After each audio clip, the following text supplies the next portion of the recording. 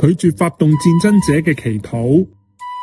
3月29號禮拜日係聖枝主日，梵蒂岡聖伯多祿廣場上面棕櫚枝搖曳，信眾喺度迎接新任教宗良14世主持佢嘅首場苦難主日彌撒。呢位嚟自美國嘅教宗喺講道入面引述先知嘅話，向世界發出一道沉鬱嘅聲音：耶穌和平之主拒絕戰爭，佢唔會俯聽發動戰爭者嘅禱告。你哋行大祈禱嗰陣，我決唔俯聽，因為你哋嘅手染滿咗血。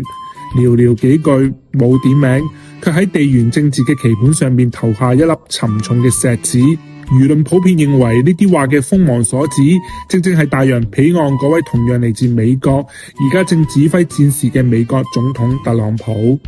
就喺美國對伊朗發動軍事行動大約1週嘅時候，白宮橢圓形辦公室入邊，特朗普同多名牧師一齊祈禱。帶頭嘅牧師祈求神嘅恩典同保護降到特朗普同美國部隊嘅身上。鏡頭前面，特朗普低頭閉目，神情虔敬，佢似乎喺度尋求上天嘅背書。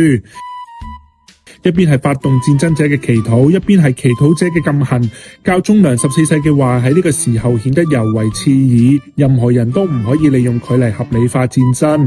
當特朗普喺橢圓形辦公室低頭祈禱嗰陣，佢或者相信神會護佑美利堅嘅戰士，但按照教宗所引述嘅聖經邏輯，嗰位和平之王面對染滿鮮血嘅手，只會掩面唔聽。戰爭入面嘅祈禱喺神聽嚟，或者只係自我安慰嘅回聲。放下武器，記得大家都係弟兄姊妹，呢個係教宗喺聖枝主日嘅呼喚。而白宮嗰場祈禱會，假如神真係在場，佢會轉身定係會嘆息呢？